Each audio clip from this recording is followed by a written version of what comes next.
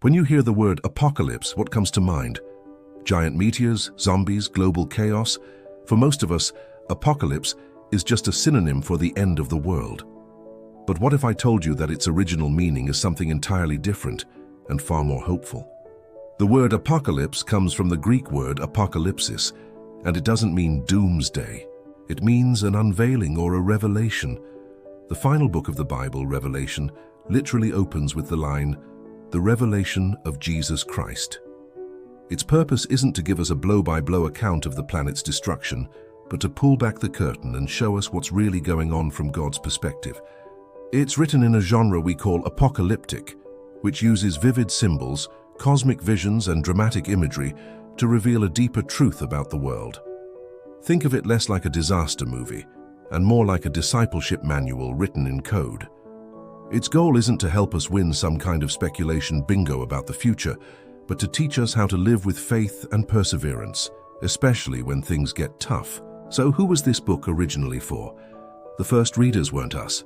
They were members of 7 real churches in a region called Roman Asia in modern-day Turkey. We're talking about cities like Ephesus, Smyrna, and Pergamum. These weren't just random dots on a map. They were bustling centers of the Roman Empire, and life there was complicated. A huge part of their society was the imperial cult. This wasn't just about respecting the emperor.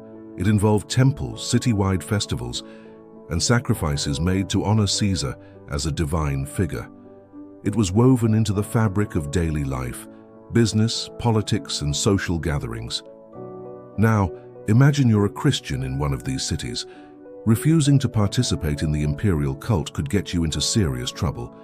You might lose your job, be ostracized from your community, or worse. The book of Revelation mentions a man named Antipas, who was martyred in Pergamum for his faith. This wasn't necessarily a constant empire-wide persecution, but a grinding, localized pressure, economic, social, and spiritual. The threat was always there. And this is the world Revelation speaks into. When it talks about a beast demanding worship, its first readers wouldn't have pictured a movie monster. They would have seen a reflection of the state power they lived under, a system that demanded ultimate loyalty. The mark of the beast wasn't about a digital microchip. It was about who you pledged your allegiance to, Caesar or Christ. The visions in Revelation were meant to be a source of strength. John, the author, pulls back the curtain to show them that mighty Rome, which looks so powerful, is actually a beast, power without love. He reveals that its glittering economy is like Babylon, a city built on injustice and luxury. But most importantly, he reveals that the one truly in charge isn't the emperor in Rome, but the slain and risen Lamb, Jesus Christ, on the throne in heaven. The letters to the 7 churches call out their compromises but also praise their endurance. Revelation was their guide to navigating a high-pressure world, showing them how to stay faithful when everything around them was pushing them to conform. So, what does a nearly 2,000-year-old apocalyptic book have to do with us in 2025? It might seem ancient, but our world is also filled with cosmic-level anxieties. We have the doomsday clock, currently set at just 90 seconds to midnight, the closest it's ever been, citing threats from nuclear weapons, climate change, and unregulated artificial intelligence. Scientific reports from bodies like the IPCC paint a stark picture of environmental challenges. And globally, we're facing a mental health crisis, with rates of anxiety and depression climbing, especially among young people. The pressures are different, but that feeling of being overwhelmed by forces beyond our control is something we share with Revelation's first readers. And this is where the true power of apocalypse as an unveiling comes in.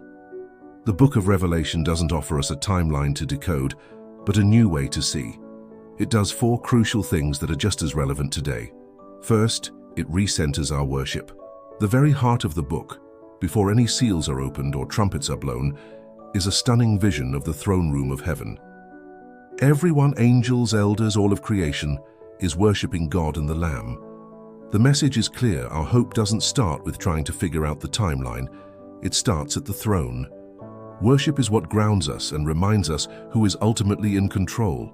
Second, it unmasks the idols of our own age. The beast is any system, ideology, or power that demands our ultimate loyalty. whether it's political power, consumerism, nationalism, or even technology. Revelation teaches us to be discerning, to recognize the beasts in our own world that promise security or identity, but ultimately lead us away from true worship. The mark is simply the outward sign of our inward allegiance. Third, it calls us to faithful presence, not to escape or violence. How do God's people conquer in Revelation? Not with swords, but by the blood of the Lamb and by the word of their testimony. They conquer by living and speaking the truth with courage and love, even when it's costly. This is a call to witness in the world, not to withdraw from it in fear or try to seize control of it by force. And finally, it promises true justice and renewal. The book shows that systems of injustice and oppression, symbolized by Babylon, will ultimately fall. And the end of the story isn't a fiery void, it's a new heaven and a new earth. It's a vision of a world made right, where God dwells with his people and every tear is wiped away. The end is not annihilation, it is the ultimate restoration. So Apocalypse isn't about panicking, it's about learning to worship wisely. It's about finding the courage to live faithfully in a complex and often frightening world. It shifts our focus from fear of the beast to following the Lamb, and it ends not with a warning, but with an open invitation. As the last chapter says, the Spirit and the bride say, "Come."